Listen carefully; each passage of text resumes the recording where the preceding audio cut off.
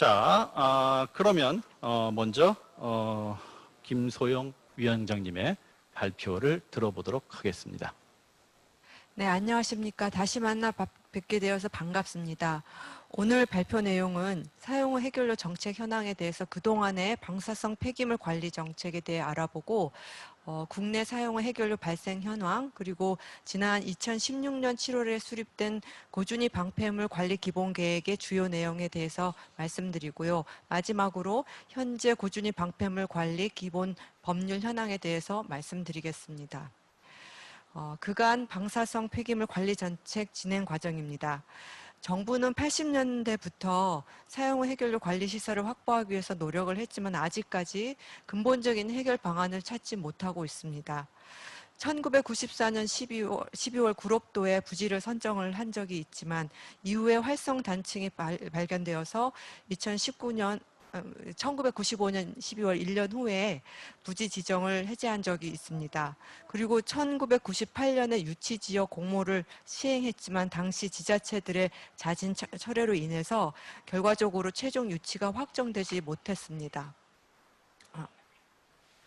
그 후에 참여정부에서 주민투표법 등 법적 기반을 마련을 하고 고준위와 중저준위 방사성 폐기물 관리시설을 분리하기로 했습니다. 그에 따라서 지자체 공모와 주민투표를 거쳐서 2015년에 경주시에 아시다시피 중저준위 방패장이 건설되었습니다. 이명박 정부에서는 방사성 폐기물 관리법을 제정했습니다. 이를 통해 공론화 추진의 법적 근거가 신설되었는데요. 당시 사용 후 해결료 정책 포럼을 구성해서 사용 후 해결료 관리 대안과 향후 사회적 공론화 방안에 대해서 검토하였습니다.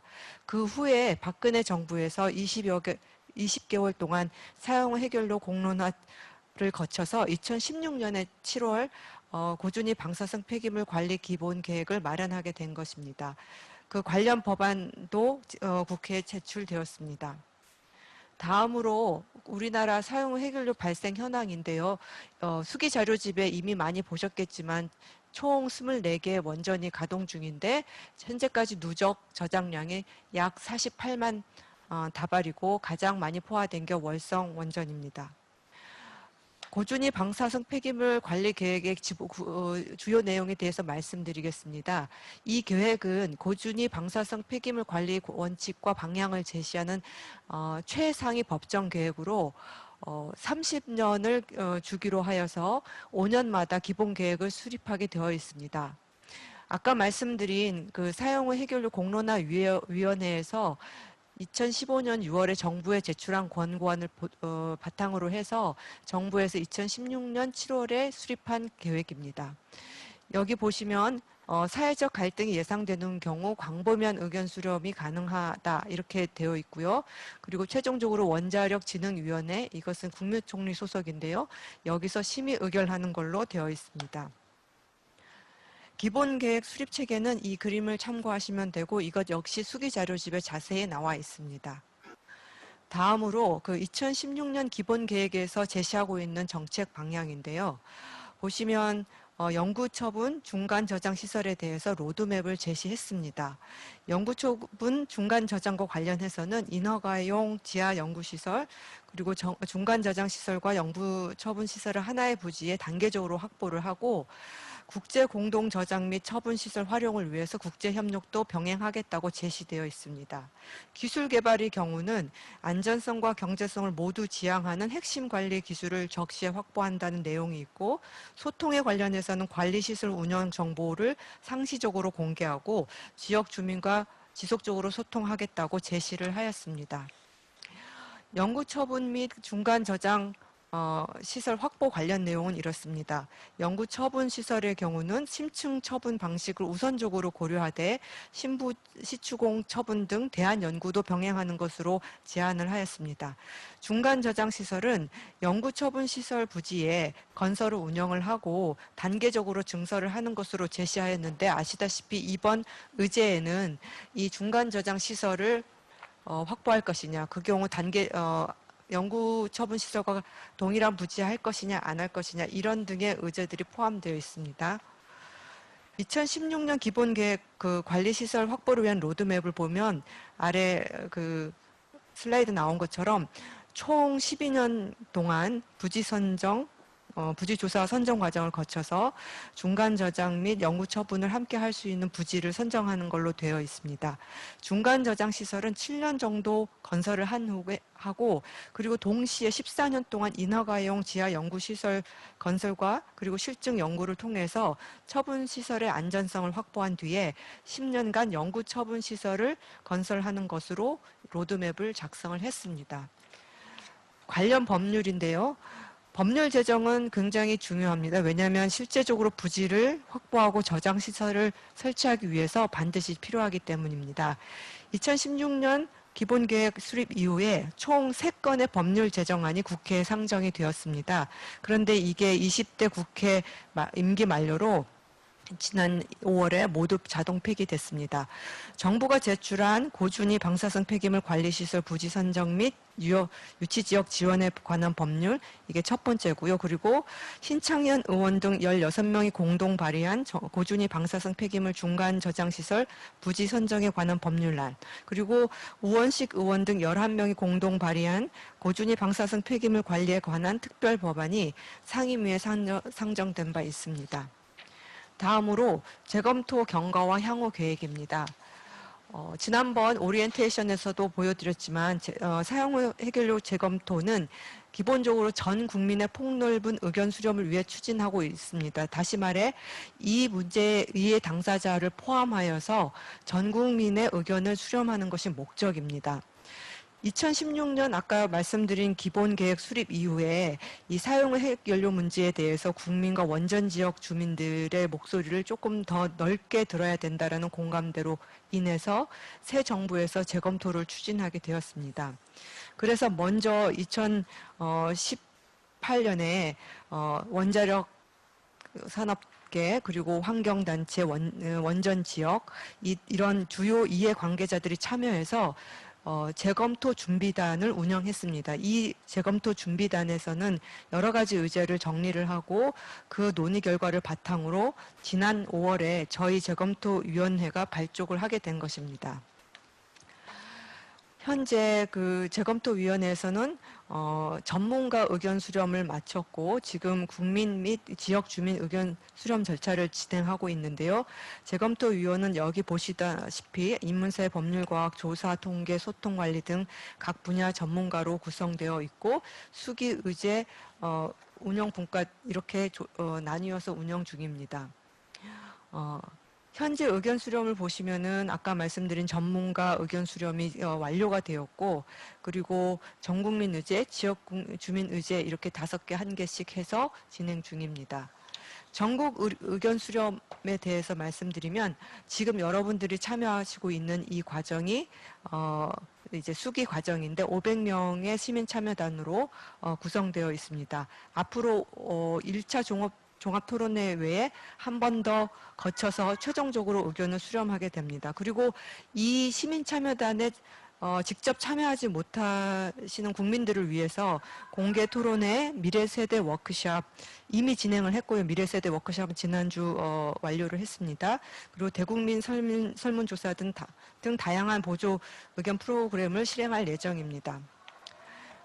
저희 재검토위원회는 이처럼 의견 수렴을 통해서 결과를 충실히 정리하여서 정부의 정책 권고안을 제출할 예정이고, 정부는 아까 말씀드린 것처럼 몇 차례 이 권고안들을 충실히 검토하여서 정책을 결정한다고 그렇게 공고한 바 있습니다. 네, 이상으로 발표를 마치겠습니다. 감사합니다. 예, 발표 감사드립니다. 이 약속된 시간보다 훨씬 시간을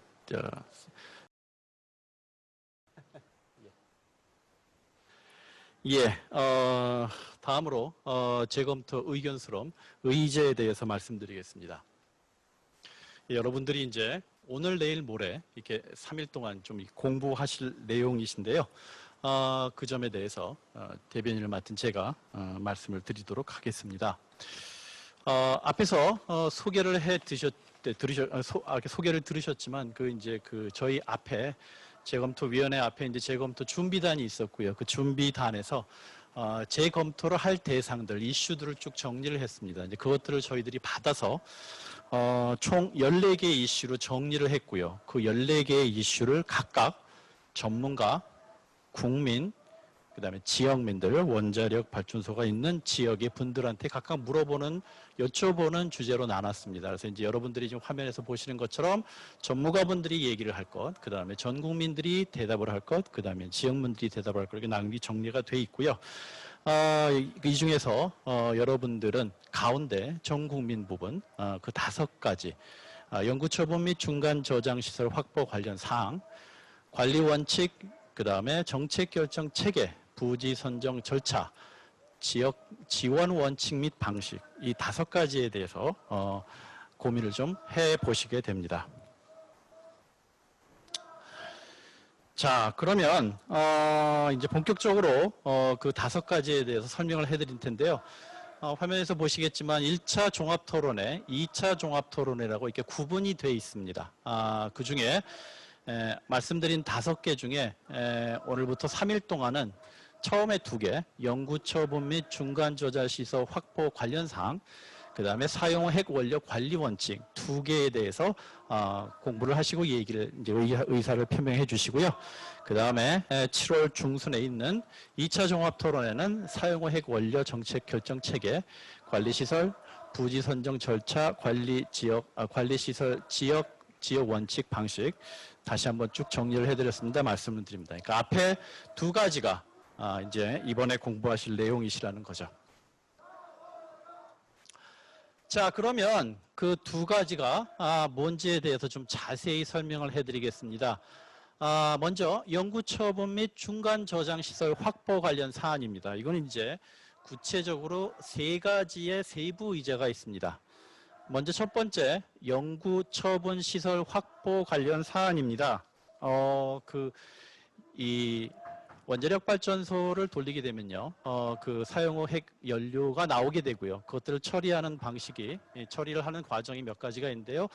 그 중에 연구처분 시설이라고 한다면, 현재 원전 부지 내에 임시로 저장되어 있는 사용 후 핵 연료를 인간이 생활하고 있는 공간으로 완전히 이제 격리시켜서 영구히 처리하는 방식입니다.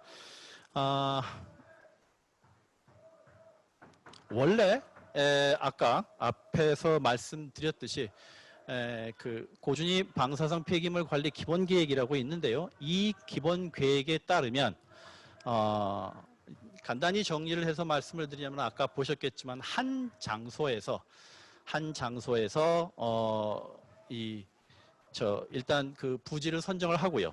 그 다음에 그 밑에 있는 것처럼 관련되는 연구를 하고 그 다음에 연구 처리 시선으로 확장을 해간다라고 결정이 돼 있었습니다. 지금 그러면은 해외에서는 이 연구 처분 시설을 어떻게 하고 있느냐? 사실 아직까지 연구 처분 시설을 다 건설해서 운영 중인 국가는 없습니다. 다만 핀란드, 스웨덴, 프랑스의 국가에서는, 이 3국가에서는 현재 연구 처분 시설을 건설을 하고 있거나 아니면 건설을 준비 중입니다. 저기 그림에 나와 있는 것처럼 핀란드는 지금 현재 건설을 한참 하고 있고요. 그 다음에 스웨덴과 프랑스는 건설을 위한 여러 가지의 준비 과정을 밟고 있습니다. 자, 그러면 이 그 연구 처분 시설에 대해서 몇 가지 여러분들이 진짜 그 고민을 해 주실 사안은 일단 과연 이제 크게 봐서는 연구 처분 시설이 과연 있어야 되느냐, 필요한가 하는 건데요. 관련돼서 아주 구체적으로 좀 고민을 하실 게 일단 제일 중요한 건 안전성이겠죠. 이제 전문가분들은 그 안전성에 대해서 의견이 조금 갈리시는데요. 이미 이제 뭐 핀란드와 같이 건설을 하고 있는 것처럼 과학적으로 어느 정도 입증이 돼 있기 때문에 안전성에는 크게 문제가 없다라는 입장. 그리고 이게 이제 몇몇 스웨덴이란가 그밖에 다른 나라에서는 여직 그 준비를 하고 있다고 말씀을 드렸는데요. 몇 가지 추가적인 사실을 확인하고자 라는 움직임도 있습니다. 그렇기 때문에 아직은 100% 안전하진 않다라고 하는 의견이 조금 갈립니다. 그거에 대해서 좀 고민을 해 보시겠고요. 그 다음에 심층 처분 방식의 실현 가능성입니다. 그러니까 쉽게 얘기해서 이 연구 저장 시설은 저 땅 밑에 아주 깊은 곳에 사용할 핵 연료를 이제 묻는 방식인데요. 그것에 대해서 어느 정도 이제 이제 저 깊은데 묻어야 되니까요. 당연히 뭐 지진이 난다든가 그밖에 여러 가지 상황이 있으면 안 되겠죠. 그런데 이제 활성 단층 조사라든 기타 등등 우리나라 이제 지하에 대해서 아주 깊은 곳에 대해서 어느 정도 우리가 알고 있다라고 생각하시는 분도 있고요. 아직은 그런 부분들이 미진하다. 조금 더 연구가 돼야 되겠다라고 하는 그런 입장도 있습니다. 그 다음에 마지막으로 아까 말씀드렸듯이 이제 그 부지를 찾는 데 이제 12년 정도의 기간을 정해놨는데요. 그 정도 기간이면 충분하다. 그 다음에 아니다. 좀 더 연구가 필요하고 확인이 필요하다. 좀 더 필요하다라고 하는 주장들이 서로 엇갈리고 있습니다. 그리고 두 번째 세부 이제입니다. 중간 저장 시설인데요.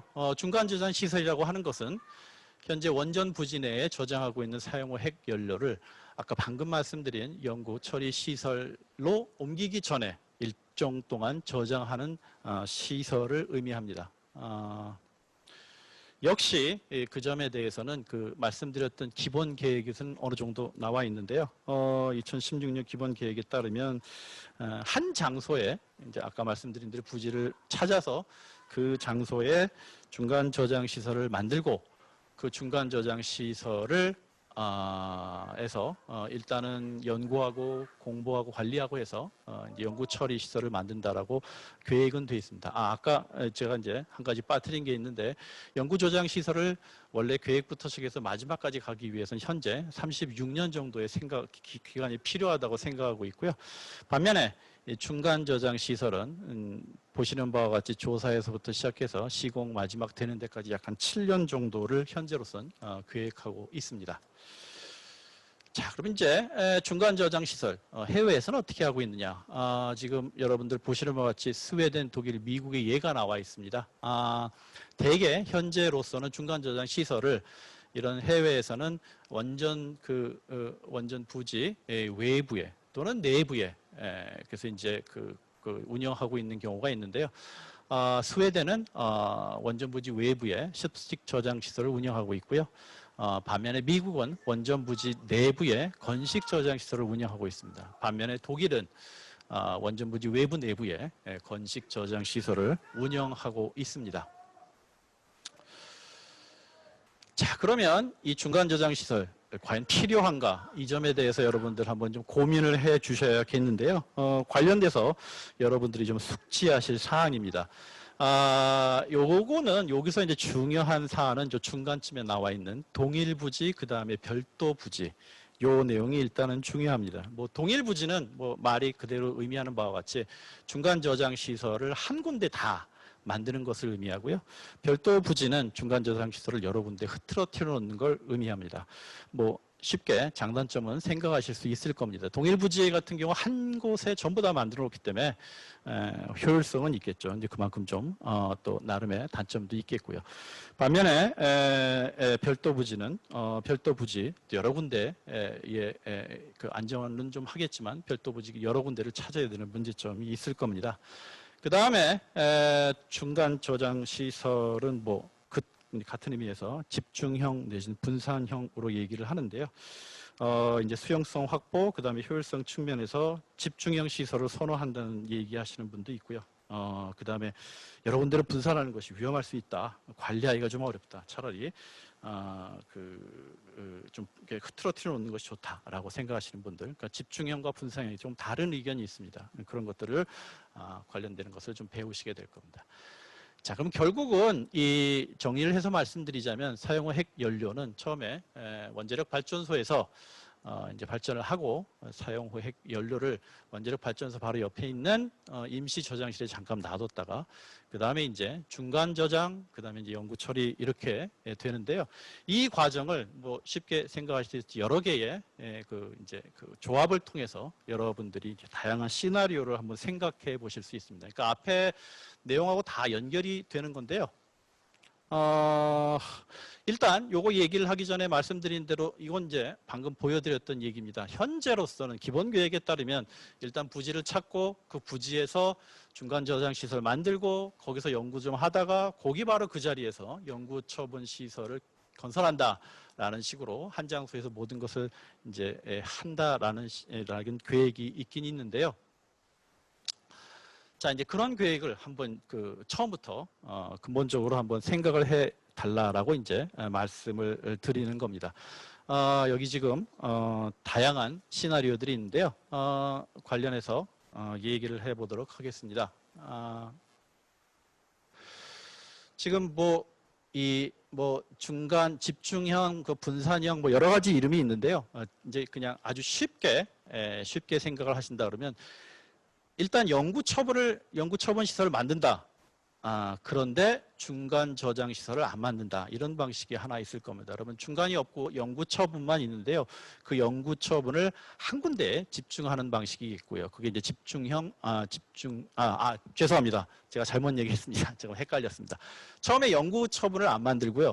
중간 저장만 만드는 방식이 있습니다. 그게 이제 그런데 그 중간 저장을 아까 말씀드렸듯이 한 곳에서만 만드는 경우도 있고 분산해서 만드는 경우가 있겠습니다. 그래서 이제 첫 번째가 집중형 중간 시설, 두 번째가 분산형 중간 시설입니다. 즉 이 시나리오는 일단 쉬운 중간 저장 시설을 만들어 놓자.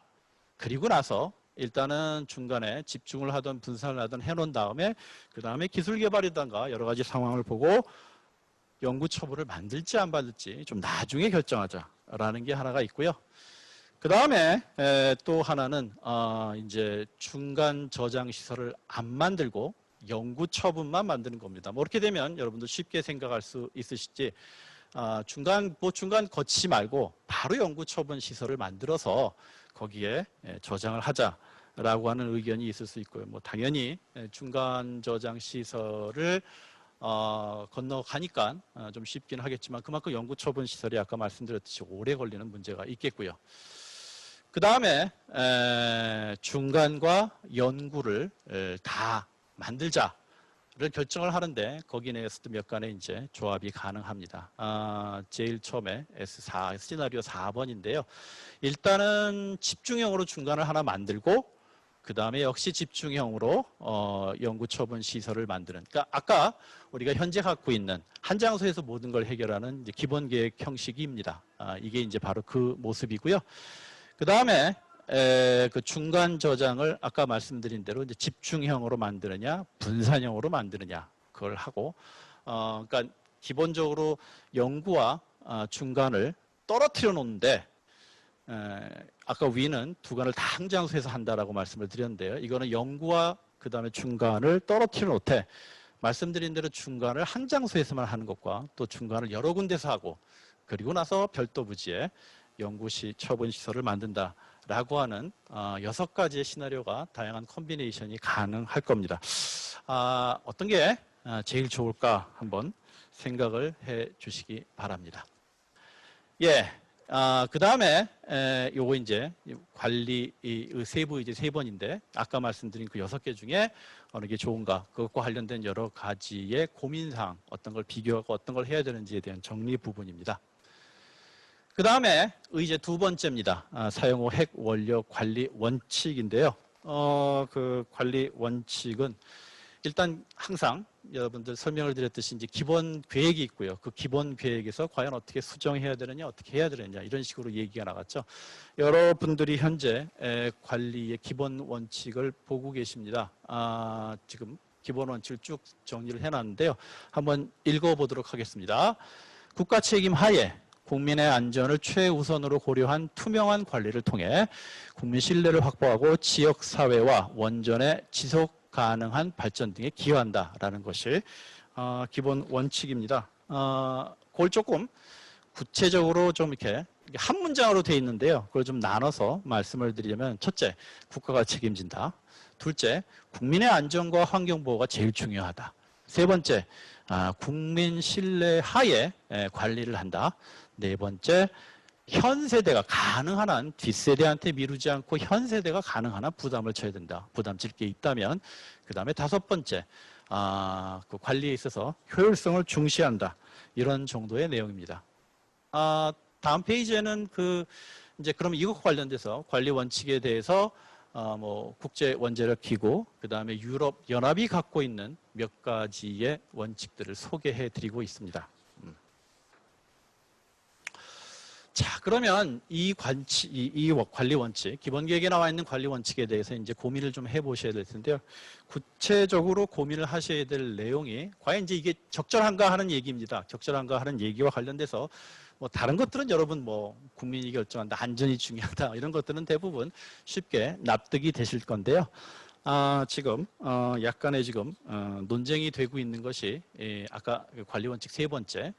원전의 지속 가능한 이제 발전이라는 부분, 그 다음에 이제 그 발생의 최소화라고 하는 부분에 대해서 사실 전문가분들의 의견이 조금 좀 갈리게 됩니다.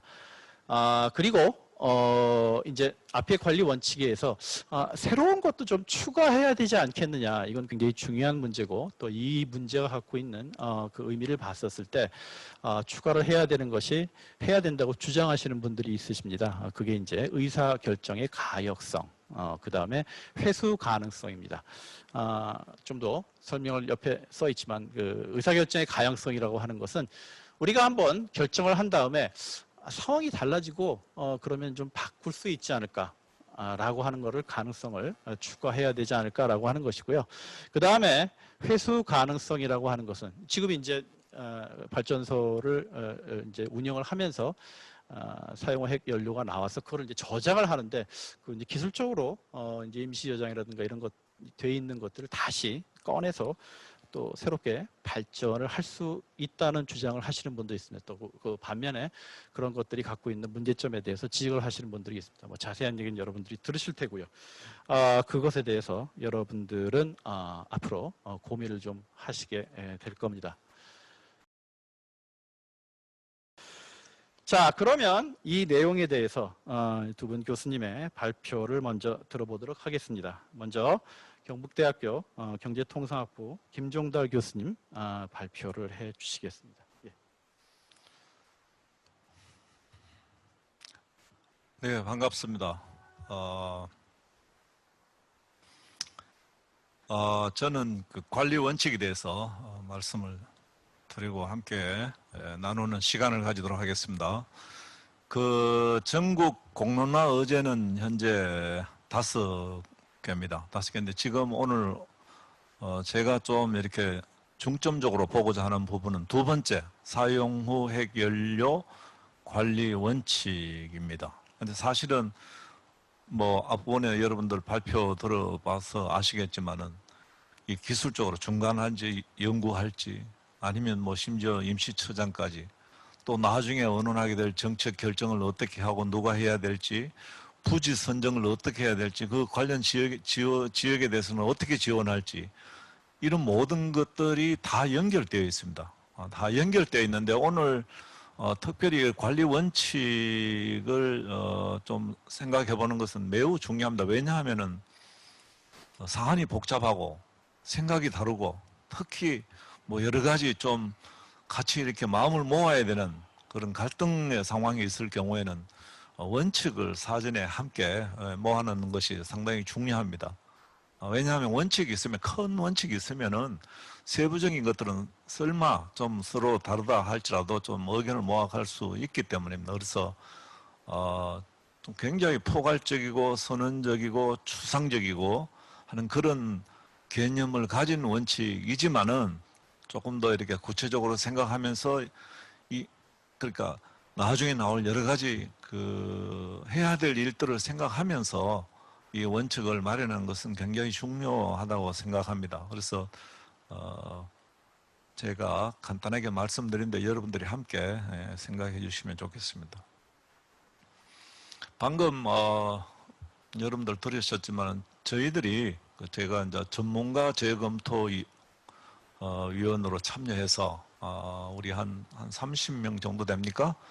뭐 자칭 아니면 다칭 전문가 이런 분들이 모여가지고 한 3, 4개월 의논을 하고 논의를 했는데 그 내용을 말씀드리겠습니다. 그러니까 복잡하기 때문에 이미 여러분들 들으신 2016년도에 만들어진 그런 기본 계획에 있는 것을 가지고 검토를 하기 시작했습니다. 그런데 이제 우리 함께 생각해야 될 과제가 뭐냐면 이 기간이 좀 짧다 보니까 뭐 전문가는 자기 분야의 전문가지 모든 것을 아는 것은 아니거든요. 전문가일수록 다른 분야를 더 모르는 경우도 있습니다. 그 중에 하나가 우리나라의 특수성입니다. 우리가 보고 검토했는 것들이 뭐 스웨덴이나 뭐 핀란드나 여러 가지 그 EU나 IAEA 뭐 이런 경우를 가지고 그게 이미 있는 원칙을 가지고 2016년도 우리가 마련한 거를 기본으로 해서 이렇게 짧은 시간에 언론을 했습니다. 굉장히 좀 더 논의하고 의견을 나눌 뭐 내용도 있다 이렇게 이해하시면 되겠습니다. 근데 항상 무슨 일이든지 우리 세상 일이라는 게 100%다 완전한 것이 없습니다. 그러니까 그러나 우리가 큰 방향성을 가지고 또 시행착오도 하면서 이렇게 서로 함께 만들어 나가면은 좋은 안을 항상 만들어 갈 수가 있습니다. 그래서 그 방사성 폐기물이 참 어렵고 힘들고 오래 걸리고 여러 사람들이 이렇게 마음을 모아야 되는 일이지만은 우리가 믿음을 가지고 하면은 해낼 수 있고 우리나라는 또 아주 스마트한 국민들이기 때문에 더 잘 할 수가 있습니다. 하나 예를 들면 인구 밀도가 있습니다. 우리나라는 한 500명이 넘습니다. 적법 킬로미터당. 근데 뭐 핀란드나 뭐 스웨덴 이런 데는 뭐 20명? 30명도 안 됩니다. 그러니까 한 30분의 1 정도. 굉장히 그 면적이 넓고, 그 다음에 원자력 발전소에서 나오는 양도 우리보다 훨씬 적습니다. 그러니까 그런 나라에서 하고 있는 예를 가지고 우리가 적용하려고 그러면 좀 어려운 점이 있다, 한계가 있다는 거 말씀드리고. 그 다음에 또 하나는 뭐냐 하면 우리나라는 중국, 러시아, 뭐 일본, 뭐 이렇게 큰 강대국에 쌓여 있고 또 이 반도국가라는 지정학적으로 상당히 그 특수한 그런 지정이 있습니다. 그 다음에 또 하나가 우리 정부 신뢰도인데, 우리가 열심히는 하는데 우리가 빨리 발전하고 성장하고 이래 하고 또 식민지도 겪고 우리 여러 가지 역사에 참 어려움이 있어갖고 조선시대에 해도 우리 국민들이 얼마나 많은 그 관료들에 의해서 가렴주구하고 우리가 어려움을 겪었습니까? 그렇게 정부 신뢰도가 우리 다른 나라보다 높다고 보기 어렵습니다. 다시 말해서 이 처분장을 마련하려면 신뢰도가 제일 중요한데 그 신뢰도는 다른 나라보다 우리는 더 노력을 해야만 얻을 수 있는 그런 것이다 하는 것을 좀 말씀드리겠습니다. 그 다음에 한 분야, 예를 들면 지금 우리 이제 언론되고 있는 게 주로 산자부에서 하고 있거든요. 과거에 이제 우리 그룹도 뭐 위도 뭐 어디죠? 뭐 저도 그때 막 그냥 한창 그 토론도 하고 뭐 싸움도 하고 할 때 그 한 중간에 있어서 잘 알고 있습니다. 그리고 이미 이런 어려움이 있을 줄도 다 알고 있었습니다. 그러다가 과기부가 떨어져 나오고 이제 과기부는 R&D 쪽으로 기술 쪽으로 하고 산자부가 중심이 돼서 이제 처분장 마련하고 하는 이런 지금과 같은 그런 주관을 하고 이제 사실은 연관된 부분들이 많습니다. 그렇게 본다면은 한번 생각해 봅시다. 이게 산자부에만 그냥 그대로 하는 대로 할 것인가 아니면은 우리 정부의 신뢰도를 높이려면 나중에 정책 결정 체계가 나오지만은 그러니까 책임이 있고 권한이 있고 뭔가 국민에게 신뢰를 줄 수 있는, 다시 말해서 영국이나 이런 지금은 논의 중에 있는 미국은 논의 중에 있습니다만은 독립적인, 그러니까 어떤 특정한 부서가 아니고 독립적인 권한을 가지고 책임을 가지고 신뢰를 높일 수 있는 그런 정책 결정 체계가 만들어지고 그다음에 지금과 같은 재검토도 하고 이렇게 하면은 훨씬 더 전문가들 참여도 시간적인 여유를 가지고 많이 참여할 수 있고 그냥 구색만 갖추는 게 아니고 이해 당사자들도 좀 반대하고 뭐 이런 사람도 같이 참여해서 할 수 있는데 좀 지금은 좀 한계가 있다는 걸 말씀드립니다. 그러나 그럼에도 불구하고 우리는 어떤 형태로는 해야 됩니다. 우리가 뭐 원자력을 찬성했던 반대했던 우리가 다 혜택을 누리는 우리들이기 때문에 같이 이렇게 맞대우고 어떤 형태든 우리가 너무 오래 끌지 않고, 그죠? 우리 후손들에게 너무 그 부담을 주지 않고 우리가 만들어내야 되는 그런 원칙이 필요하다는 걸 말씀드리겠습니다. 기본 계획 원안은 이미 아까 말씀드렸습니다. 말씀드렸는데 거기 보시면은 우리가 전문가 검토에서 이 국민이라는 용어가 나옵니다. 그러니까 국가 책임, 국민의 안전, 국민의 신뢰, 지속 가능한 발전 이런 사항들이 포함되어 있습니다. 이것이 과연 무엇을 의미하는지를 구체적으로 한번 생각해 보기를 원합니다. 근데 이번에 큰 성과라면은 원자력 발전의 지속 가능한 발전은 아니다 하는 걸 다 이렇게 합의를 했습니다. 합의를 했다는 얘기 다 같이 이거는 우리가 중간이나 아니면 연구 처분 시설을 만드는 것이 원자력 발전을 위해서 하는 것이 아니고 이미 나와 있는 폐기물을 우리가 처리를 해야 된다 하는 그런 데 이제 합의를 했다는 의미가 되겠죠. 그래서 원자력은 이렇게 진흥을 하는 것과는 그러니까 분리되어야 된다. 예를 들면 원자력 진흥위원회 뭐 이런 위원회가 있지만 이런 위원회 하에서 무슨 폐기물을 관리하고 원자력을 진흥하기 위해서 하는 그런 개념과는 구분하자고 같이 했는데 이것은 참 함께 잘 나눈 의견이라고 생각합니다. 그 다음에 이제 국민이라는 것이 있는데, 국민 들어가기 전에 국가부터 먼저 좀 말씀드리겠습니다. 국가는 기본적인 책임보다는 중앙정부가 돼야 되겠죠. 대한민국 정부가 돼야 되겠습니다. 그 다음에 그것을 이제 실질적으로 법제화하고 제도화하고 뭐 이렇게 하는 것은 국회가 마련해야 되겠습니다. 이 고준위 폐기물은 그 지역 주민만이 아니고 우리 국민, 우리 전 국가의 문제라는 인식이 함께 해야 될 것 같습니다. 그러면 북한은요? 북한은 우리나라가 아닙니까? 우리나라 속에 들어가지 않습니까? 우리 역사가 어떻게 변할지도 우리 모르지 않습니까? 그러니까 북한이 지금 핵실험하고 뭐 핵무기도 만들고 이런데 북한에 거기 뭐 실험실도 있고 땅도 많고 사도 많고 그죠? 그 북부 지방에. 그래서 국내 처분만 우리가 단순형으로만 생각하지 말고 북한도 우리가 생각하고 같이 한번 해보자 하는 공동 처분 옵션, 뭐 더 나아가서 뭐 대만도 있을 수 있고 뭐 일본도 있을 수 있고 중국도 있을 수 있지만은 좀 너무 포괄적이고 북한 정도는 같이 한번 포함해서 이런 이야기는 우리가 전문가 검토위원회에서 다 못했습니다. 너무 시간이 없어가. 그리고 여러 의제를 검토하고 난 뒤에 큰 원칙을 만드는 것이 아니고 그냥 원칙부터 먼저 쭉 이래가 2016년도 거를 검토를 하다 보니까 쭉 넘어갔습니다. 그래서 그러면 다시 또 돌아와서 한번 해야 되는데 그런 시간적 여유가 없어서 좀 아쉬움이 있습니다. 그 다음에 국민이라는 개념이 있습니다. 국민은 누구냐? 기본적으로는 말씀드렸습니다만 고준위 폐기물은 우리 그 해당 지역만이 아니고 전 국가적인 우리 국민의 문제다. 일반 국민이 되겠죠. 그 다음에 더 특별하게 해당 지역이 있습니다. 그러니까 처분장에 들어갈 지역이 있는데 그 지역민은 또 구분이 될 필요가 있겠죠. 근데 그 지역이라서 행정적인 구역이 있을 수 있고 아니면 지리적으로 공간적인 그 거리에 따라서 지역민이 될 수가 있습니다. 동시에 그것도 생각해야 되고 그래서 이 공론화 개념은 전국적으로는 같이 공론화를 하고 의견을 같이 하고 이렇게 이해를 하고 하는 것은 중요하고 그다음에 실제 구체적으로 뭐 보상이나 이런 거 지원 절차 이런 거 할 때는 또 해당 지역민을 특별히 고려하는 그런 원칙이 필요하다 이런 말씀 드리겠습니다. 4분요. 금방 끝날 수 있습니다. 이렇게 우리는 항상 시간과 공간의 제약을 갖고 살아가는 우리들입니다. 그 다음에 미래 세대에 대해서는 좀 이렇게 넣자 말자 조금 이야기가 있다가 좀 말아버렸는데 사실은 이 원칙은 선언적인 의미를 가지고 있기 때문에 미래 세대를 이렇게 구체적으로 언급할 필요가 있다고 이제 생각합니다. 왜냐하면 IAEA 원칙 4에도 보면은 미래 세대를 보호해야 되고 다른 분야에서도 전 세계적으로 보편적으로는 미래 세대가 언급되고 있습니다.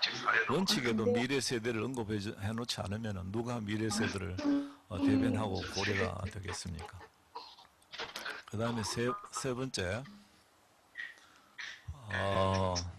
이것은 뭐 기본적으로 언급을 했습니다. 원전의 지속 가능한 발전이 아니고 우리 나라의 지속 가능한 발전이 맞겠죠. 그 다음에 그 정보의 투명한 공개, 의사 결정 과정에 직접 참여 보장되어야 한다는 데는 다 같이 공감을 합니다. 하는데 어떻게 되었는지 이 재검토위원회의 준비단이라는 것이 있어서 제가 그것을 보니까 이 의사결정 과정에 직접 참여가 다 뭔가 필요하다고 다 인식을 하는데 처음 출발 단계부터 참여가 돼야 되는데 그 준비단에서 그 제안한 그 보고서를 제가 쭉 보니까 중립적인 인사로 재검토단을 구성한다. 중립적이라는 거 다시 말해서 원자력 찬성도 아니고 반대도 아니고 뭐 지역 주민도 아니고 이런 분들이겠죠. 그러니까 갈등 개념으로 이 문제를 본 것이 조금 좀 차후가 있었던 것 같습니다. 이것은 원자력 발전을 둘러싸고 있는 그런 갈등의 문제가 아니고 이건 어떤 일종의 협치, 뭐 가버넌스 이런 개념으로 함께 해야 되는 개념을 해서 완전한 중립적인 인사라기보다는 재검토위원회 그 단계에서부터 이런 그 분들이 함께 참여하도록 했으면은 더 좋았을 텐데 왜냐하면 처음부터 뭐 우리 나중에 우리 송 교수님 발표하시겠지만은 그 핀란드나 이런 뭐 스웨덴입니까? 원자력 발전 짓자마자 그 다음 해부터 바로 이런 어떻게 처분할지를 함께 시민들하고 의논을 했다는 거 아닙니까? 그러니까 우리는 지금 늦었지만은 그래도 참여가 초기 단계부터 모든 과정에 같이 할 수 있도록 하는 것이 상당히 중요하다는 것을 말씀드립니다. 그 다음에 이제 시간의 개념인데, 그러니까 미래 세대가 되겠죠. 현재 세대. 그럼 현재 세대는 누구고 미래 세대는 누구냐 하는 이런 문제가 있는데, 일단 중요한 것은 시간적으로 우리가 굉장히 먼 미래를, 예를 들면 가까이는 뭐 1000년이고 아니면 20만 년 이렇게 목표를 두고 우리가 이 문제를 해결해야 됩니다. 그래서 뭐 정책이 먼저이고 뭐 기술이 먼저이고 이런 문제 아닙니다. 이건 각자 별도로 각자 해나가면서 전체가 시너지를 이루어내는 이 컨버전스라고 그러죠. 이게 합해되는 거니까 처리하는 기본 기술은 기본 기술대로 연구해 나가고 그다음에 행정적으로 정책적으로 결정해야 될 시스템은 시스템적으로 이렇게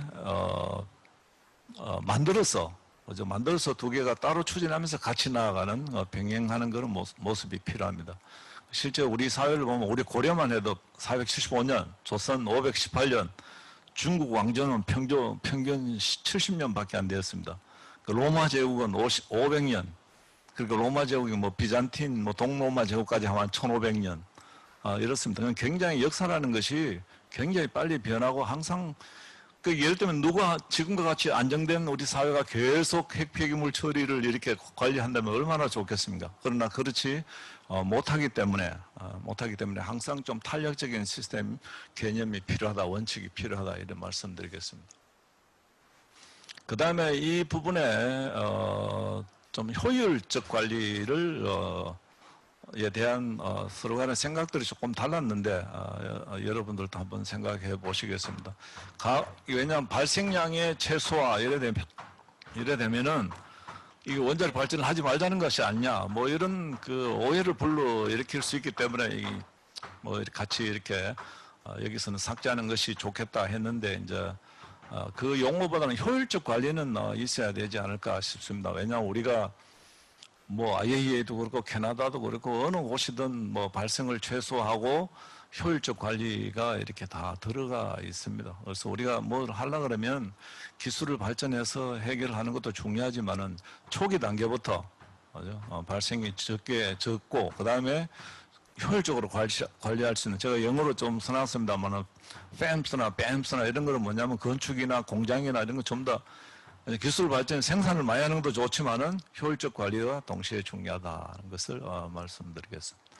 그다음 원칙 추가는 앞부분에서 이 가역성과 횟수성에 대해서 설명이 있었으니까 생략을 하겠습니다. 이것은 우리나라의 경우는 좁은 국토와 높은 인구 밀도를 가지고 있고 하기 때문에 가역성과 횟수성 이 개념을 넣어서 좀 탄력적으로 우리 중간 처분장하고 연구 처분장을 이렇게 만들어 나가는 것이 필요하지 않은가 생각합니다. 마지막으로 모든 것이 이제 원칙에 맞게 정립이 되고 그 다음에 신뢰는 행동에서 옵니다. 추진이 되어야 됩니다. 그래서 이것이 될 수 있게끔 책임과 권한을 가진 다음에 의논하게 될 정책 결정 체계에서 수립이 되어서 지속적으로 하나씩 장기에 걸쳐서 신뢰를 쌓아가는 것이 중요하다고 말씀드리고, 그 뒤에 있는 이게 하나만 하겠습니다. 맨 마지막 부분 보시면은 이 신뢰 회복이 그리 쉽지 않은데, 그러나 솔선수범하고 신뢰 구축을 위한 노력을 하고 책임감을 가지고 약속 이행을 기대하는 것이 필요합니다. 이게 비전입니다. 그 중간 처분, 이 사용 후 연구 처분에 대한 비전이 책임감 있는 기관이 구성이 되어서 국민들에게 제시하는 것이 필요하다고 하겠습니다. 이상 제 발표를 마치겠습니다. 감사합니다.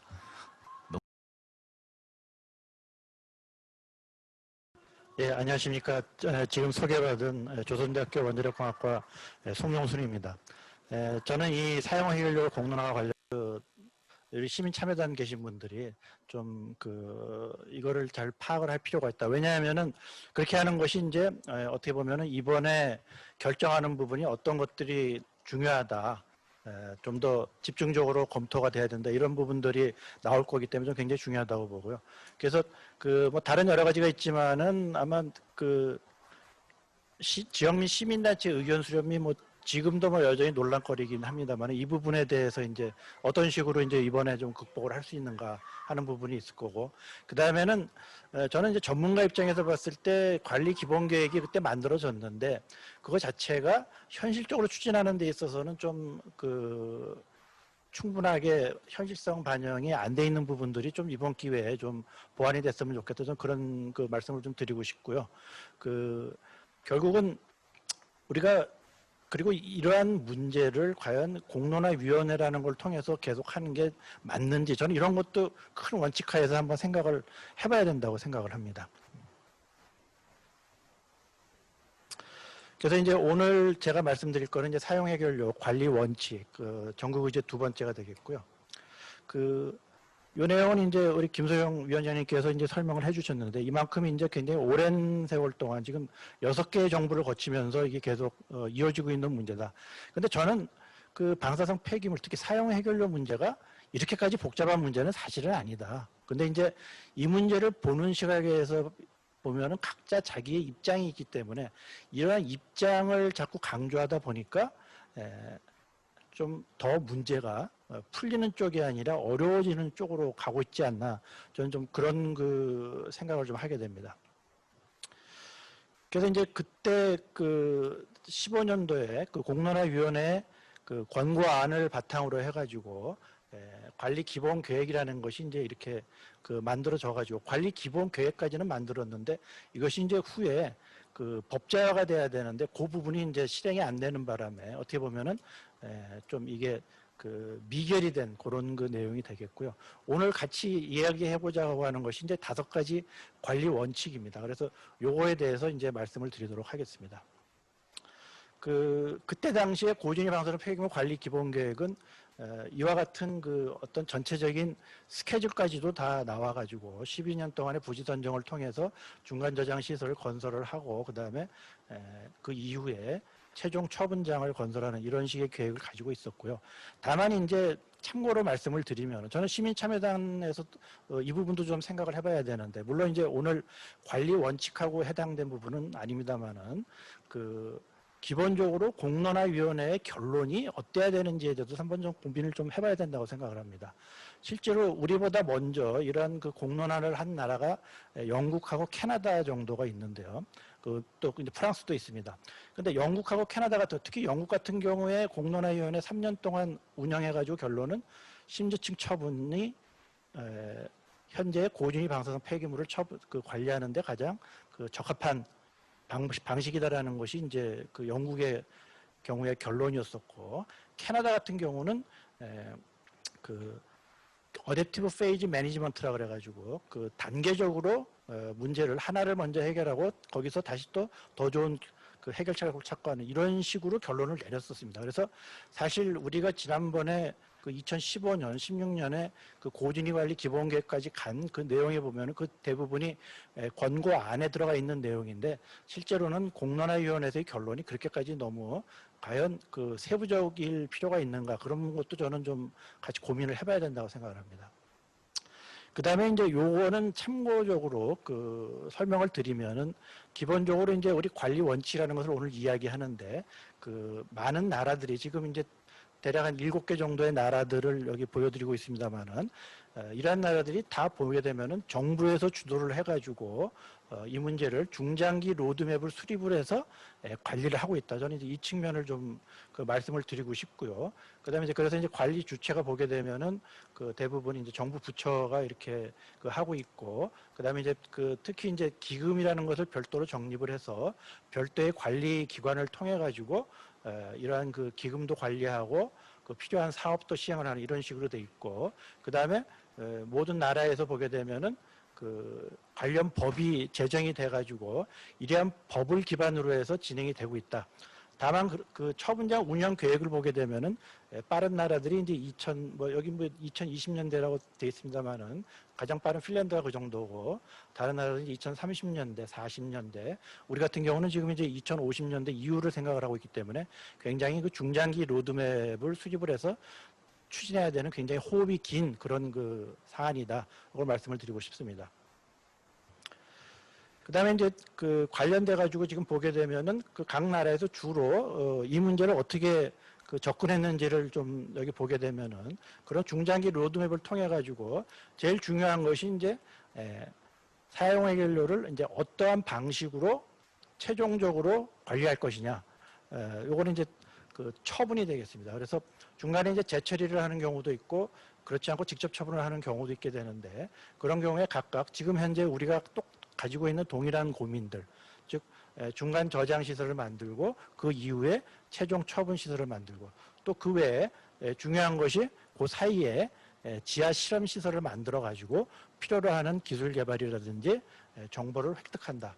이런 그 식으로 모든 나라가 거의 비슷한 체제로 비슷한 그 스케줄을 가지고 진행이 된다는 걸 말씀을 드리고 싶고, 그래서 우리가 오늘 그 논의하는 것이 우리가 그 처음으로 접하는 문제가 아니고 다른 나라들도 같이 고민해왔고 굉장히 오랜 기간 동안 이미 고민을 해왔고 나름대로 해법을 가지고 있는 문제다라는 것을 저는 좀 강조를 하고 싶습니다. 그래서 이것도 마찬가지인데 요거를 이제 설명을 드리는 이유는 우리가 오늘 하고 있는 이런 그 재검토위원회나 기존에 했었던 그 공론화위원회처럼 그 결국은 그 주민이라든지 국민이라든지 이런 그 의견 수렴이 굉장히 중요한 그 역할을 하고 있다라는 걸 말씀을 드리고 있고, 우리나라에서도 이러한 방식으로 현재 진행이 되고 있습니다. 요거는 이제 앞에 봤기 때문에 넘어가고요. 뭐 미국이라든지 다른 나라들, 미국 같은 경우도 보게 되면은 그 유가 마운틴이라는 데다가 그 처분장을 하기로 결정이 됐다가 다시 번복이 돼가지고 지금 현재 어떻게 보면은 우리처럼 다시 재검토를 통해서 그 이후 진행을 하고 있는 그런 그 상황 말씀을 드리고요. 프랑스 같은 경우는 독특하게 그 이러한 그 결정 체계가 우리처럼 그 정부 부처가 아니라 국회에서 이거를 해가지고 굉장히 오랜 기간 동안에 법률적으로 이 문제를 해결해 왔습니다. 그래서 가장 특이한 것이 프랑스는 먼저 법부터 만들었어요. 그래서 12년 동안 법적으로 관련되는 기술 개발, 연구 개발, 그 다음에 뭐 제도화라 12년 동안 논의를 해서 그 이후에 결론을 내리는 것으로 해서 지금 현재 처분장까지 지금 확보를 한 그런 그 상태입니다. 뭐 프랑스 관련된 그런 그 세부적인 사항은 참조를 해주시기 바라고요. 그 다음에 이제 스웨덴 경우가 이제 우리가 많이 얘기를 하는데, 스웨덴은 가장 처음으로 이 고준위 방사성 폐기물 처분 관련되는 연구를 시작한 나라입니다. 그래서 가장 먼저 지하 실험 시설도 확보를 해가지고 그 오랜 기간 동안 운영을 해왔고요. 그래서 그 스웨덴에서 개발된 기술을 가지고서 사실상 핀란드가 제일 먼저 부지를 확보를 했습니다. 그래서 그 스웨덴이 제일 먼저 할 걸로 기대를 했지만 이제 그 국가 그 결정 체계상 핀란드가 좀 더 빨리 해가지고 핀란드가 지금 이제 부지도 확보하고 그 처분장을 거기 건설 허가까지 받은 상태고 스웨덴도 곧 이제 그 건설 허가를 받을 예정으로 알고 있습니다. 핀란드는 뭐 말씀드린 것처럼 이제 전 세계 처음으로 처분장 건설 승인을 받아가지고 이제 건설이 진행되고 있는 그런 나라가 되겠습니다. 그래서 이제 의제가 지금 보게 되면은 사용의 권리 관리 원칙 중에 그 원칙이 총 5개가 있습니다. 그래서 이 5개에 대해서는 뭐 기본적으로 그 2015년도에 그 공론화위원회 그 권고 안에 들어가 있는 내용이기 때문에 제가 반복은 안 하겠습니다만은 다만 이제 국가 책임이라든지 그 다음에 안전을 최우선으로 한다든지 그 다음에 뭐 국민 신뢰라는 이런 의사소통 이런 부분들을 강조한다든지 그 다음에 이제 현 세대의 책임 부분이라든지 그다음에 관리 효용성 제고 이런 것들은 그 굉장히 그 다른 나라에서도 마찬가지로 강조하고 있는 부분이라고 말씀을 드리고요. 다만 이제 저희가 그 전문가 검토 그룹에서 요거를 그 논의하는 과정에서 보게 되면은 그 가역성하고 회수 가능성 요 2가지 부분이 이제 새롭게 그 논의가 됐기 때문에 이 부분에 대해서만 좀 더 설명을 드리도록 하겠습니다. 그래서 이제 이 부분을 관리원칙 추가하는 것을 고려해야 하나요 하고 이제 이런 식으로 그 여러분들 수기 자료집에도 보게 되면 이런 식으로 이제 문제 제기가 돼 있는 상태고요. 아까 우리 윤석 대변인께서도 이제 설명하는 과정에서 그 IAEA의 방사능 폐기물 관리 원칙이 나와 있는데 결국 이 내용 자체가 저희의 5개 원칙하고도 이미 중복도 되고 또 좀 더 포괄적으로 포함되어 있는 부분도 있고 하다는 것을 말씀을 드리고 그 다음에 여기서 방사선 보호의 최적화라든지 뭐 사고 예방 이런 것들은 결국은 처분장이라든지 뭐 중간저장 시설의 그 건설, 운영 이런 단계에서 그 규제기관을 통해서 다 확보가 될 거다. 그거를 이제 말씀을 드리고요. 그 다음에 이제 가역성하고 해소 가능성을 이제 그 좀 집중적으로 말씀을 드리고 싶은데 여기서 가역성이라는 거는 그 아까 이제 설명을 하실 때 의사결정의 가역성이라고 이렇게 설명을 하셨는데 그렇게 볼 수도 있고 또한 그 시설 자체의 어떤 가역성으로 또 볼 수도 있습니다. 그래서 가역성이라는 건 우리가 그 여러분들 그 화학 반응을 공부하게 되면은 뭐 가역 반응하고 이제 그 비가역 반응이 있는데 여기서 그 가역 반응은 이제 정방향으로만 반응이 진행이 되고 역방향으로 이제 진행이 안 된다는 거예요. 다시 거꾸로 가지를 않는다는 거죠. 그래서 이제 가역성은 처분 프로그램 어떤 거라도 초기나 이전 단계로 되돌아가는 거를 그런 걸 의미하고 그래서 이제 의사결정 차원에서 가역성도 있을 수 있고 그러니까 의사결정 같은 경우에 가역성이라는 건 어떻게 보면 뭐 기존의 결정을 번복한다라든지 뭐 아니면 다시 결정한다든지 이런 의미에서 볼 수 있고 시설 자체를 봤을 때는 처분장 그 뭐 건설이나 운영 단계 그다음에 폐쇄 단계에서 다시 그 최초 단계로 돌아가는 그런 걸로도 볼 수 있고 두 번째가 이제 회수 가능성인데 회수 가능성은 처분장 전체라기보다는 그 방사성 폐기물 자체를 이제 그 예를 들면은 우리가 앞으로 향후 10년, 20년 후에 굉장히 기술 개발이 많이 돼가지고 그 이 폐기물을 좀 더 안정적으로 고화시키는 방법이 생긴다. 충분히 그거를 다시 꺼내서 그렇게 재포장할 필요가 있다라고 할 때 이제 쓰일 수 있는 그런 그 단어가 되겠습니다.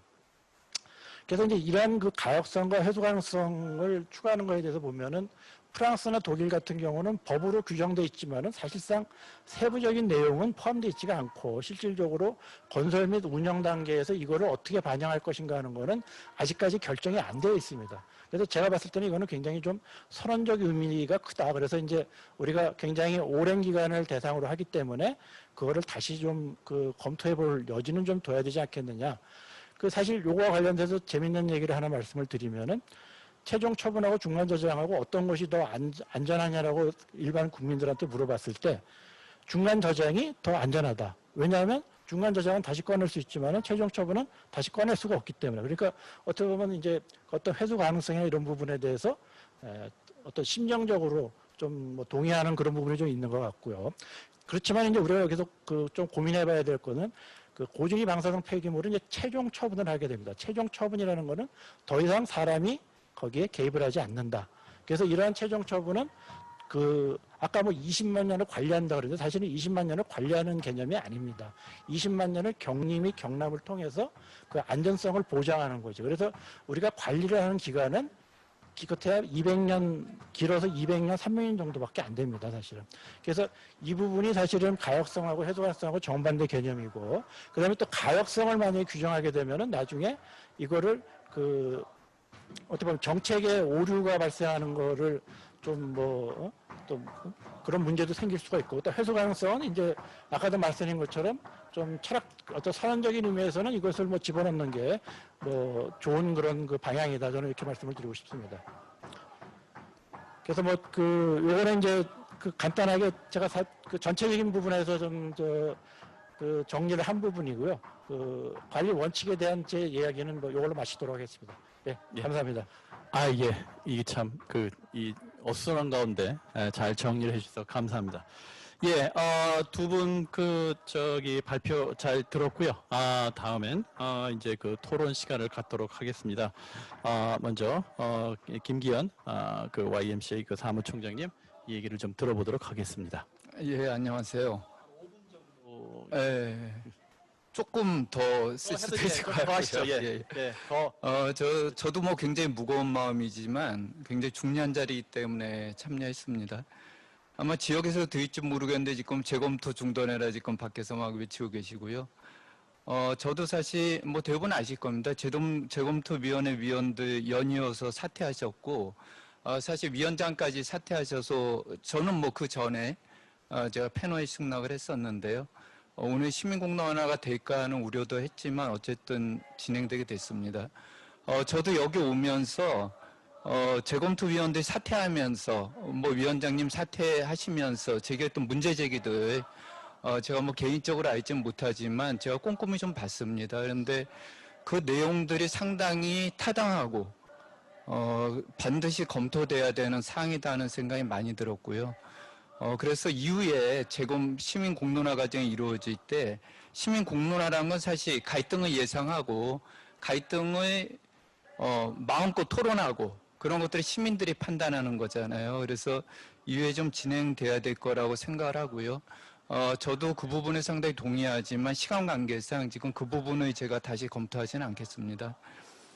송종순 교수님 발제 자료 중에서 동의부지 건설에 대한 문제 제기가 반영 안 됐다 하는 문구가 있습니다. 그런데 저도 이제 자료를 보다 보니까 중간 저장 시설은 독일은 원전 부지 내외부, 미국은 원전 부지 내부 이렇게 돼 있었거든요. 그러면 당연히 해당 지역에서는 상당히 좀 심각하게 이런 문제 바라보고 문제 제기를 할 수밖에 없죠. 그런데 지금 재검토위원회에서도 지역 실행기구는 경주만 구성되어 있는 걸로 알고 있습니다. 그래서 이런 부분들이 시민 공론화가 내실 있게 되기 위해서는 이후에 좀 반영돼야 되지 않을까. 그래서 사실 시민 공론화라는 건 공정성과 투명성을 가지고 시민적 합의 과정을 만들어가는 거죠.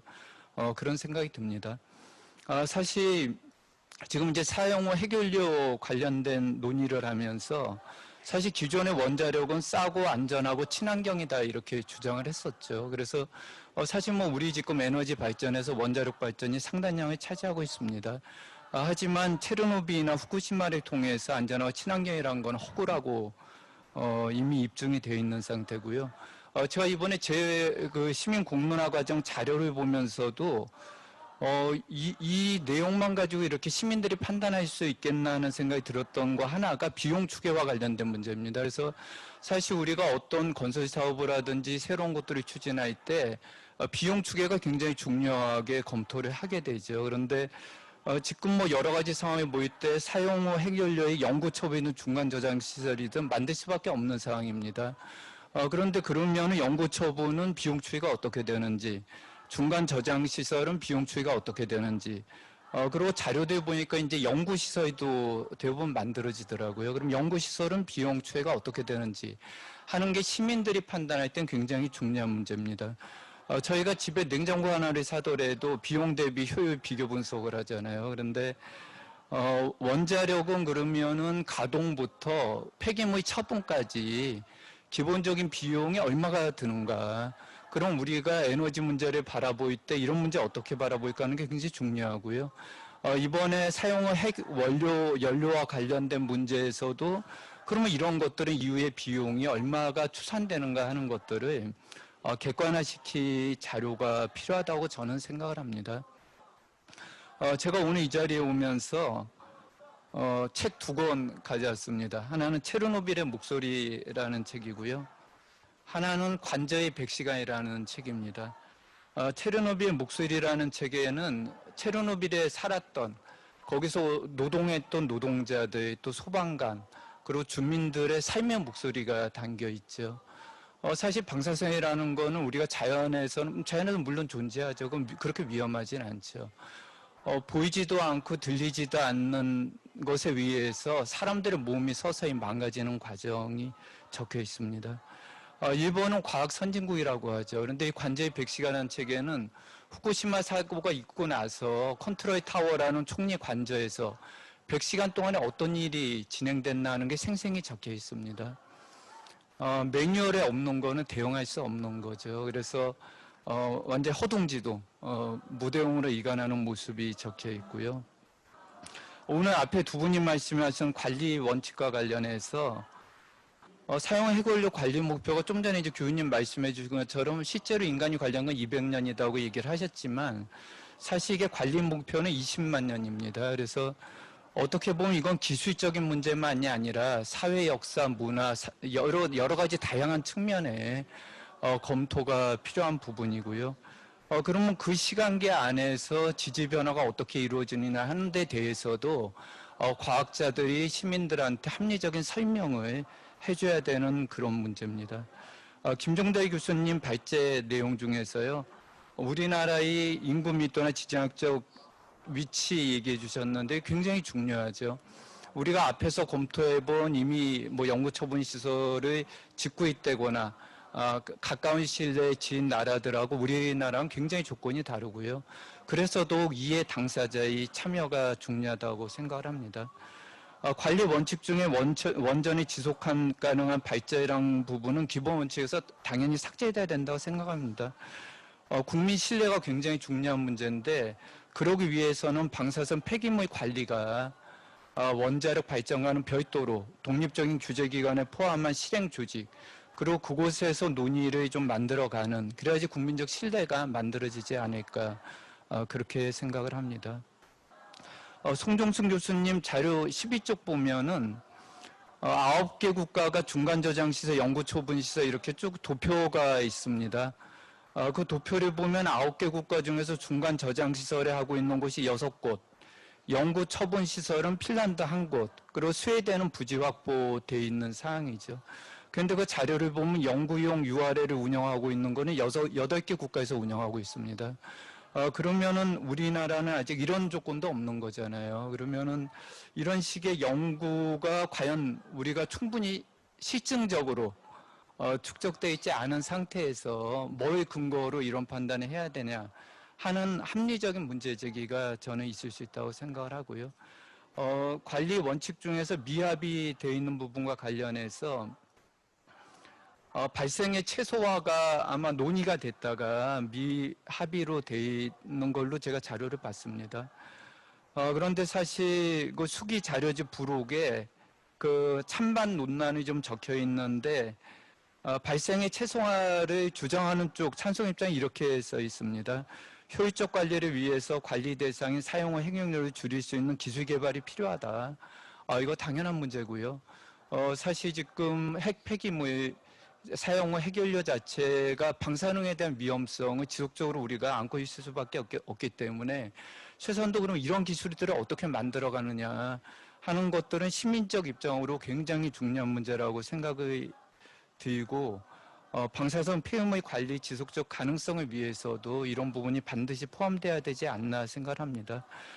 가역성과 회수 가능성과 관련해서는 마지막 발제에서 말씀해 주셨습니다. 저도 그 발제 자료 봤고요.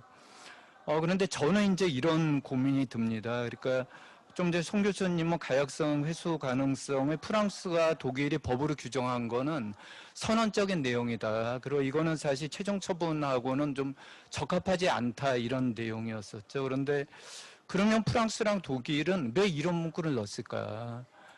저는 우리가 사용 후 핵 연료라는 인류가 경험해보지 못한 것들을 하고 있는 거잖아요, 사실. 이게 사실 원자력 발전이라는 게 화장실 없는 집처럼 폐기물 처리에 대한 것들은 지금까지 명료히 되지 않은 채로 가동돼 왔던 겁니다. 그럼 이제 사용 후 핵 연료를 중간 저장 시설이라든 최종 처분 시설이라든 만들어야 되는데 이거는 아직 뭐 핀란드 같은 경우도 실제 가동했던 건 아니잖아요. 그러면은 이런 굉장히 어떤 위험성을 안고 있는 시설을 새롭게 한다고 할 때 어떤 고민들을 해야 될까? 그러면 프랑스와 독일은 이거 선언적인 내용이라고 말씀을 하셨지만 이 문제와 관련해서 어떤 고민들이 있기에 이런 내용을 담갔을까 하는 것들이 그런 내용들을 우리가 접하고 알아보고 그리고 실제로 우리 세대에서 기술적인 해결이 가능한 부분인가? 그러면 최소한도 우리 세대에서 최종적으로 담당해야 될 기술적인 부분은 어디까지고 미래 세대에게 부담이긴 하지만 좀 열어놓은 가능성으로 놔야 되는 부분은 어떤 것인가 하는 부분들을 조금 더 명료히 해야 되지 않나 그런 생각이 듭니다. 예, 마치겠습니다.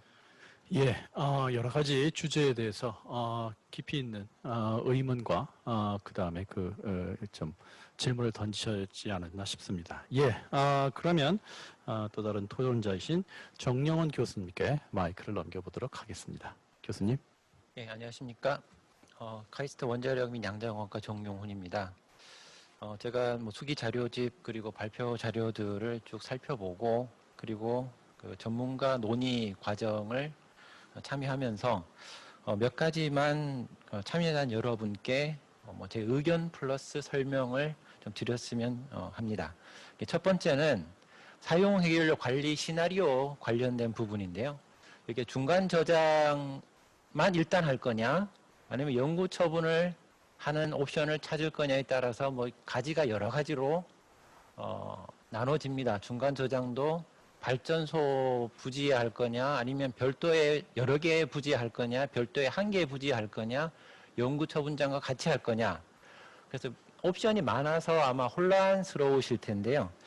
한번 이렇게 생각을 해주시면 어떨까 싶습니다. 제 소견에는 안전성 혹은 경제성에 있어서는 뭐 약간의 특히 경제성 부분에 있어서는 약간의 차이는 있을 수 있지만 대부분 다 뭐 비슷한 수준이라고 판단을 할 수가 있고요. 안전성도 마찬가지고요. 그래서 향후 정부가 국민과 함께 이것을 이행해 나가는 데 있어서 어떤 방식이 가장 적합할까? 이행 가능성이 높은 시나리오가 어떤 시나리오일까에 좀 초점을 두셔서 한번 고려를 해주시면 어떨까 싶습니다. 그리고 의사결정의 가역성 이야기가 있습니다. 가역성이 처분장을 사용 해결료를 집어넣었다가 다시 뺄 수도 있는 것까지 포함을 해서 가역성이라고 부르는데요. 원칙으로서는 적절하지만 정 선생님, 예. 조금 가까이 마이크. 그게 원칙으로서는 적절하지만 이것이 잘못 이해가 되면 계획만 지속적으로 새로 수립하게 되는 최악의 경우가 발생할 수도 있습니다. 저번에 했던 계획은 아니다, 전면 백지화하자, 원전 재검토하자라는 것으로 계속해서 계획만 되돌리는 형식으로 의사결정의 가역성이 악용될 수 있기 때문에 그것을 피할 수 있도록 어떻게 명문화를 하거나 아니면 공감대를 만들어 놓는 것이 필요하겠습니다. 그리고 처분장의 경우에는 처분장에 어떤 물리적인 변화가 발생했다던가 아니면 새로운 기술 옵션이 검증이 돼서 사용 해결료를 다룰 수 있는 더 좋은 기술이 검증됐다던가 할 때에 한정해서 어떤 처분장의 가역성을 논할 수 있도록 이렇게 한정하는 것이 필요하겠습니다. 그리고 우리가 어떤 경우에도 최종 처분장은 반드시 하나 필요합니다. 그러면서도 동시에 미래에 대한 기술 옵션도 자유롭게 열어둬야 됩니다. 기술 발전에 대한 가능성을 지금부터 잘라버릴 필요는 전혀 없고요. 그리고 최종 처분장을 뭐 당장 구하지 않는다고 해서 필요 없다고 할 수가 없습니다. 그래서 최종 처분장도 반드시 하나를 구하는데 어떻게 할 건지, 그리고 향후 50년, 100년 동안에 기술이 발전할 텐데 그 발전하는 기술을 우리가 어떻게 고려해서 담아낼 건지도 같이 한번 고민을 해주시면 좋겠습니다. 그리고 발생의 최소화 부분이 뭐 논의를 하다가 빠졌는데 빠지게 된 연유는 이게 처분 물량의 최적화라는 의미를 넘어서서 오해를 불러일으킬 수 있기 때문입니다. 자칫 잘못하면 이것이 원전 발전량을 최소화해야 된다라는 것으로 귀결이 될 수가 있습니다. 그래서 발전 에너지 믹스와는 별도로 분리를 하자라는 취지로 원자력 발전의 지속 가능성에 기여하기 위해서라는 문구를 삭제했듯이 여기에서도 발생의 최소화는 우리가 탈원전이라는 것을 이 사용 해결료 관리 원칙에다 명문화하는 것으로 자칫 오해가 될 수 있기 때문에 혹은 사용 해결료 관리의 하부에 에너지 믹스가 들어가는 어떤 이런 앞부분이 어떤 원자력 발전을 하기 위해서 사용 해결료 관리가 필요한 하부 개념으로 들어가 있었기 때문에 그걸 동등한 위치로 놓자라는 의미로 지속 가능한 원자력의 발전을 위해서 사용 해결료 관리라는 부분을 삭제했듯이 발생의 최소화라는 것이 오해를 불러일으킬 수 있고 어떻게 되면 도취를 시킬 수가 있기 때문에 빼는 것으로 그렇게 논의가 합의에 이르지는 못한 것으로 이해를 해주시면 좋겠습니다. 그리고 마지막으로 두 가지 정도 더 말씀드리겠는데요. 첫 번째, 관리 기간에 대한 어떤 우리 이해가 좀 더 필요할 것 같습니다. 20만 년, 10만 년, 30만 년 이야기를 하는데 그것은 사실 우리가 한 20만 년 정도의 기간을 본다 그러면은 전반부 300년과 300년부터 20만 년까지의 기간으로 우리 나눠서 또 생각을 또 해봐야 됩니다. 전반부 300년 동안 일어나는 일은 뭐냐면은 방사능을 대부분 띠고 있고 그리고 누설될 가능성이 있는, 즉 물에 녹을 수 있는 핵종들이 잔존하는 기간이 300년 정도 됩니다. 300년이 지나면 물에 녹아서 누설돼서 밖으로 나올 수 있는 것들이 대부분 사라진 시기가 되고요. 그 이후부터는 점차적으로 플루토늄이나 아메리슘이나 이 무거운 것들이 우라늄으로 변해가는 과정입니다. 비유를 하자면은 돌이 바위가 되어가는 과정이라고 할까요? 두 개가 구분이 잘 안 되시죠? 돌이 바위가 되어가는데 20만 년이 걸린다. 그런데 이게 이 관리기간이 20만 년이라고만 단순하게만 이야기를 해놓으면은 20만 년 동안 거의 동등한 수준의 위험성이 유지되나 보다라고 오해를 할 수가 있습니다. 그래서 여기에 대해서는 조금 더 논의를 해보실 필요가 있을 것 같고요. 마지막으로 하나 부탁을 드리고 싶은 것이 있습니다. 이 막연한 공포가 이성적 결정을 종종 방해할 때가 많습니다. 아까 체르노빌의 목소리라는 책도 소개를 해주셨는데요. 사실 체르노빌 사고 이후에 서유럽에서 기형아 출산의 어떤 두려움 때문에 낙태 건수가 10만에서 20만 건이 늘어났습니다. 그런데 인접 국가조차도 기형아 출산율이 늘어나진 않았습니다. 그러니까 막연한 공포를 가지고 우리가 어떤 의사결정을 해야 된다 그러면은 잠깐 시간을 좀 더 가지는 것도 필요하겠다. 그래서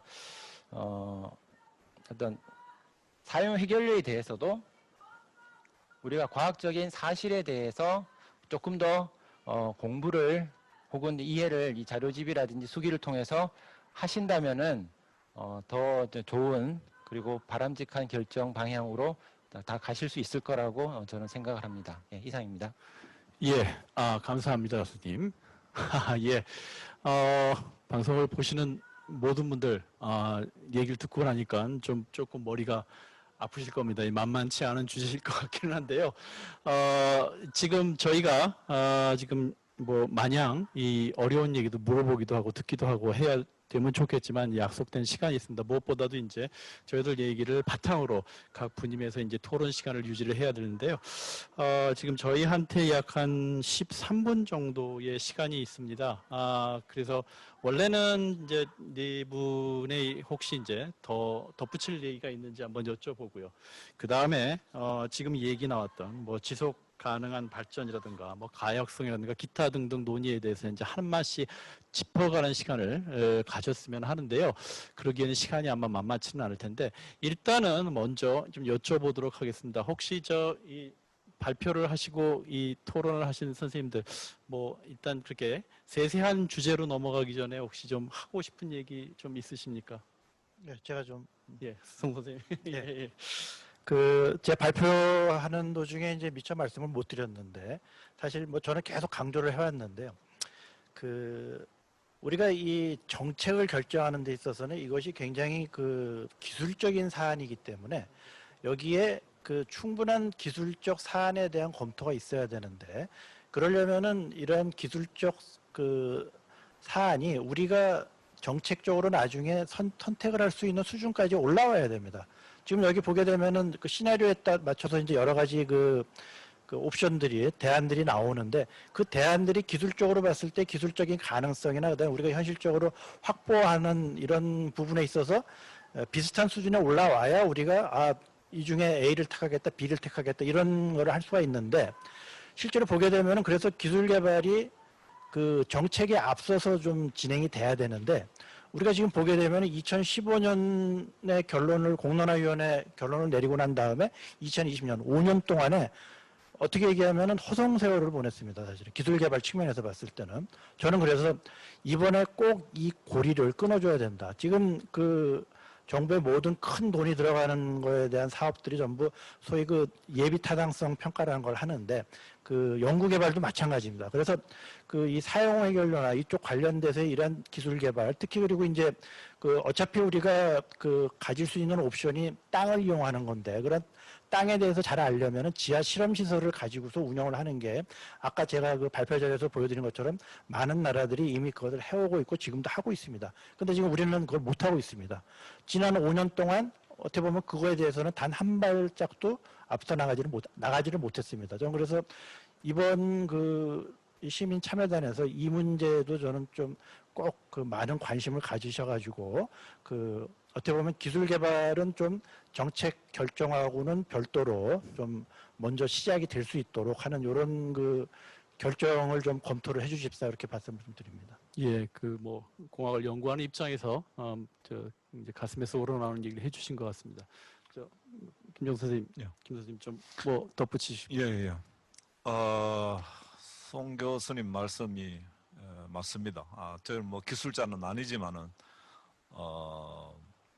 우리가 기본적으로 해야 되는 기술은 기본적이라는 게 우리가 대략적으로 뭐 우주에 우리 폐기물을 버리지 않는 한 우리 땅속 깊이 이렇게 버려야 된다는 심지 청처분 이라든가 이런 것들은 어느 정도 큰 방향이 뭐 다른 비슷한 방법도 있지만은 큰 방향이 잡혀 있는 이런 기술들은 계속 돼야죠. 어차피 해야 되는 기술들, 기초 연구 시설 이런 것들은 해야 되는데, 근데 다만 그렇게 되기 위해서는 우리가 뭐 기술이 우리 사회나 어떤 정책이나 역사로부터 이렇게 분리되어 있는 게 같이 움직이거든요. 그래서 이제 강조하고 싶은 것은 그렇게 되려면은 첫 번째 기술이 굉장히 중복적으로 이루어집니다. 아니면 기술자들이 자기 분야의 기술을 더 많이 부각, 연구비 뭐 등등 이유로 불필요하게 중복되고 그다음에 나중에 필요 없게 되는 그런 기술들도 되게 많습니다. 예를 들면 뭐 과기부에서 하는 뭐 잘은 모르겠습니다만은 파이로 뭐 프로세싱입니까? 뭐 이런 것들 나중에 보면은 그 기술자들만을 위한 기술 투자가 돼서 우리 귀중한 재원이 낭비되는 그런 경우도 많습니다. 그러니까 기술과 정책은 분리는 근본적으로 되지만은 분리될 수 없다는 게 현실입니다. 그러니까 정책적으로 그리고 5년 동안 허송세월이 왜 허송했겠습니까? 독립적인 의사결정 체계가 잘 갖추어져 갖고 거기서 정말 필요한 기술과 필요치 않는 기술도 구분하고 어떤 재정 지원도 필요하고 한지를 아니면 이 여러 가지 시나리오 중에서 적정한 것이 어떤 것인지를 정하고, 그 다음에 국민 신뢰도 얻어가고, 기술 투자도 하고, 그 다음에 자원의 그 낭비도 막을 수 있는 그런 정책적인 사회 구조를 잘 만드는 것이요. 그게 여기에 대한 우리가 뭐 산자부나 과학이 뭐 과학 뭐 기술 정통부입니까?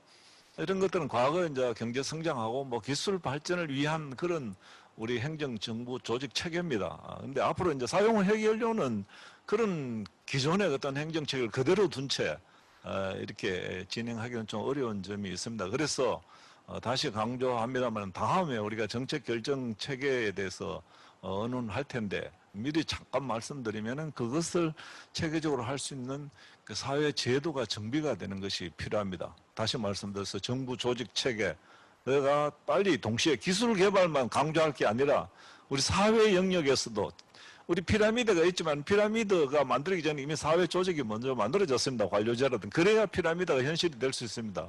그래서 우리 관련 사용료 해결료 관련 정책 구조 체제가 빨리 잘 만들어져야 될 것으로 생각합니다. 다 딴 얘기가 아닙니다. 같은 목표입니다. 근데 어떻게 하면 효과적으로 나아갈 수 있을까 하는 그런 문제가 되겠습니다. 이상입니다. 예, 이제 두 분 말씀해 주셨는데요. 이제 그 김기현 YMC 사무총장님께서 덧붙이고 싶으신 얘기가 있으시답니다. 얘기 사무총장님.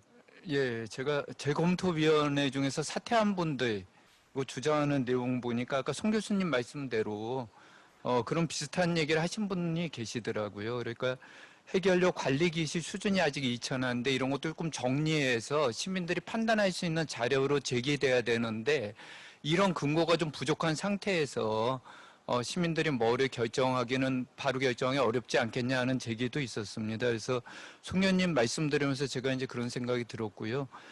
저는 아까 그 발제 중에서 이제 그런 얘기가 나왔는데 재검토위원회 구성이 중립적으로 한다는 건 저는 굉장히 맞지 않는다고 생각을 해요. 이게 굉장히 갈등을 안고 있는 문제이기 때문에 그러면은 그 중립적인 분들이 뭔가를 하고 나중에 이해 당사자들은 갈등하는 건 아니잖아요. 시민 공론화 과정이라는 거는 사실 이해 당사자들이 참여해서 그 충분히 여기서 그 이해 당사자들의 목소리가 반영되고 최종적인 결정은 그 참여한 시민들이 그 적절하게 합리적인 판단을 할 수 있다고 생각합니다. 그래서 지금이라도 이제 그런 부분들을 굉장히 중요한 주제들이잖아요. 하나하나가. 그런 부분들을 재검토위원회 지금 뭐 다시 어떻게 구성할 수는 없으니까 그러면은 어떻게 보완할 것인가 하는 거는 이 논의 과정에서 반드시 좀 이렇게 보완되어야 되지 않나 그렇게 생각합니다. 예, 선생님 혹시 정정원 선생님 혹시 덧붙이시고 싶은 얘기는 없으시고요?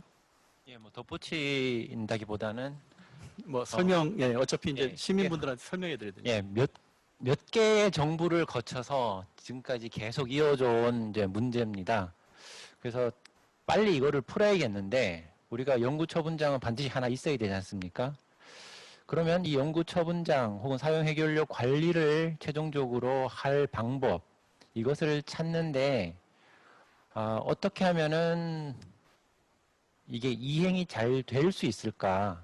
그리고 사회적인 갈등이 있을 수밖에 없는데 그럼 갈등을 어떤 해결할 수 있는 방법은 어떤 게 좋을까? 이것도 한번 같이 모이셨으니까 같이 고민을 한번 해 주셔서 고견을 주시면은 좋겠습니다.